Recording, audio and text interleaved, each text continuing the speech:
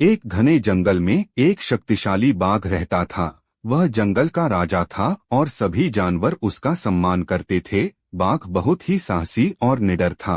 वह किसी से भी नहीं डरता था और हमेशा अपने शिकार को पकड़ने में सफल होता था। एक दिन बाघ जंगल में घूम रहा था कि उसे एक अजीब सी आवाज सुनाई दी। वह आवाज एक छोटे से पक्षी के घोंसले से आ रही थी।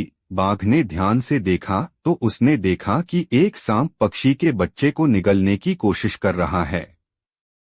बाघ को गुस्सा आ गया। उसने सांप को पकड़कर दूर फेंक दिया। पक्षी के बच्चे को बचाने के लिए बाघ ने अपनी जान जोखिम में डाल दी थी। पक्षी का बच्चा बहुत खुश हुआ और उसने बाघ को धन्यवाद दिया।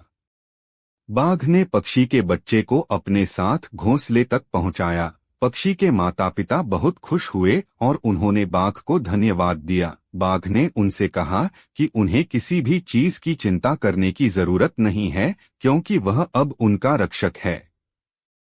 बाघ ने जंगल में सभी जानवरों की रक्षा करना शुरू कर दिया। वह हमेशा उन जानवरों की मदद करता था जो मुसीबत में होते थे। बाघ के कारण जंगल में शांति और सुरक्षा कायम हो गई। सभी जानवर बाघ का सम्मान करते थे और उसे अपना नायक मानते थे। एक दिन जंगल में एक भयंकर शिकारी आया। शिकारी ने कई जानवरों को मार डाला और जंगल में आतंक मचा दिया। सभी जानवर बहुत डरे हुए थे और उन्हें नहीं पता था कि क्या करें। बाघ ने शिकारी को चुनौती दी और उससे कहा कि वह जंगल से चला जाए। शिकारी ने बाघ की बात नहीं मानी और उस पर हमला कर दिया। बाघ और शिकारी के बीच एक भयंकर लड़ाई हुई।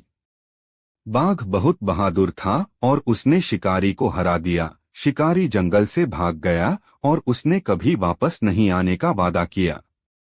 बाघ ने जंगल को शिकारी से बचा लिया और सभी जानवरों को सुरक्षित रखा। सभी जानवर बाघ के बहुत आभारी थे और उन्होंने उसे जंगल का असली राजा माना।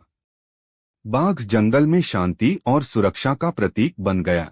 वह सभी जानवरों के लिए एक आदर्श था और उन्होंने उससे सीखा कि कैसे दूसरों की मदद करना चाहिए और हमेशा अपने कर्तव्यों का पालन करना चाहिए। इस कहानी की शिक्षा यह है कि हमें हमेशा दूसरों की मदद करनी चाहिए और उनके लिए खड़े होना चाहिए। हमें अपने से कमजोर लोगों की रक्षा करनी चाहिए और उन्हें मुसीबत से बचाना चाहिए। साथ ही हमें हमेशा अपने कर्तव्यों का पालन करना चाहिए और अपने आसपास के लोगों के लिए एक आदर्श बनना चाहिए। अगर वीडियो पसंद आया तो वीडियो को लाइक करें और चैनल को सब्सक्राइब करें।